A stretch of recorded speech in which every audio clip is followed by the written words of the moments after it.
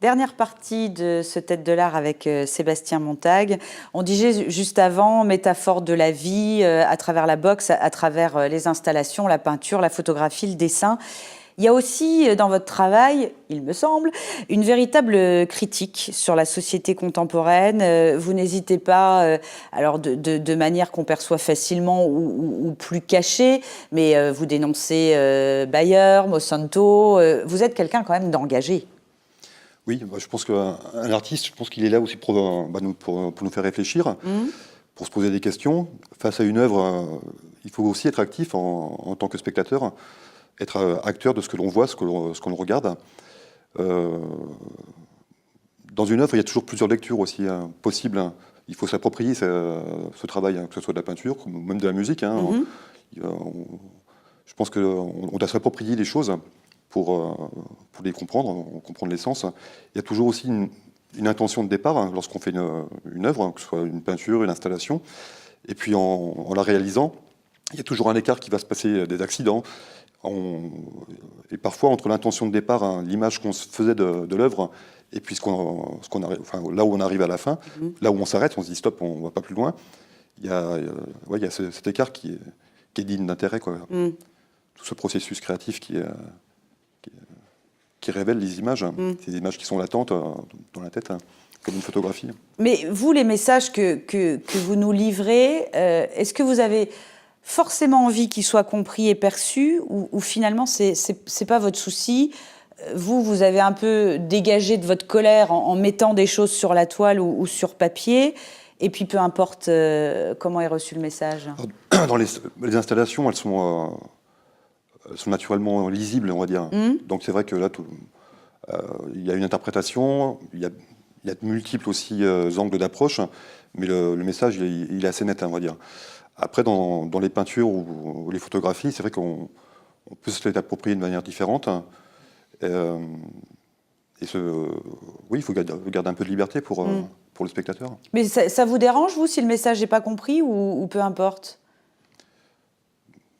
Quand on vous fait des retours sur une expo, dernièrement vous avez vécu des expos, les gens livrent forcément des choses, ils vous disent quoi et de quelle manière ça vous touche? C'est perçu, en fait, apparemment, il y a des choses. Ouais. Après, il y a des choses que certains voient, que moi je ne voyais pas du tout au départ. Mais ça, c'est souvent qu'on me dit ça. Et qui pourtant est vrai, quoi. Il y a des choses. On se découvre aussi à travers le regard des autres. Ouais. Donc on apprend perpétuellement, en fait. Complètement. C'est le but de montrer son travail, de pouvoir l'échanger, quoi.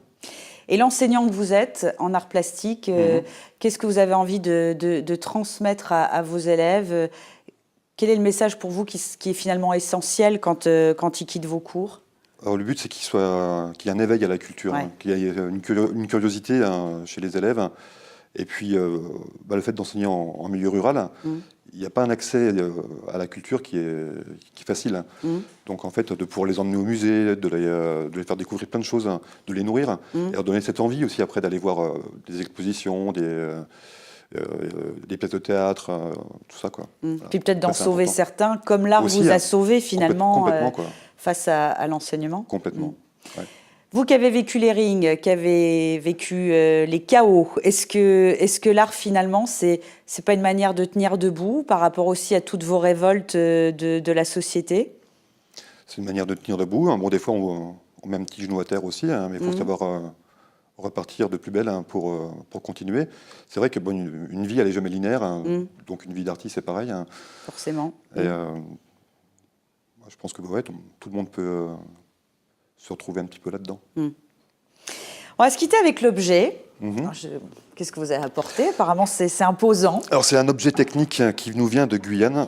Ouais. Donc, au départ, c'est une planche de bois qui ensuite est travaillée par l'artiste pour en faire un tabouret. Magnifique. Donc, ce tabouret-là, il est sculpté, orné, quoi. Donc, c'est un tabouret Saramaka, Ouais. qui nous vient donc de Guyane française. Et pourquoi cet objet-là? Parce qu'en fait, cet objet, je l'utilise dans mon atelier. C'est un objet qui me permet de mettre à distance avec les peintures qui sont en cours de création. D'accord. Voilà, donc une distance physique, réellement. Donc, je peux prendre mon recul nécessaire, je me mets assis Vous le dessus. déplacez, vous regardez. Voilà, on prend le temps, on réfléchit. Donc, c'est un objet qui est très important dans l'atelier. Qui a du sens par les voyages et puis qui continue à vivre d'une autre Complètement, manière Voilà. dans votre quotidien d'artiste. Et sans lui, je serais un petit peu perdu dans mon atelier. D'accord. Voilà, Heureusement qu'il est là alors. il est là, ouais. Ouais. Il me permet de me faire avancer, puis d'avoir un regard méditatif sur ce qui est en train de se faire. Ça résume bien ce que vous êtes finalement. Voilà. Merci en tout cas pour ce partage. On retrouve, si vous voulez en savoir plus, une adresse pour le blog de Sébastien Montague. Et puis ce programme est disponible en replay pendant 5 semaines. Merci d'avoir été parmi nous. Continuez à vous abreuver de culture et rendez-vous la semaine prochaine.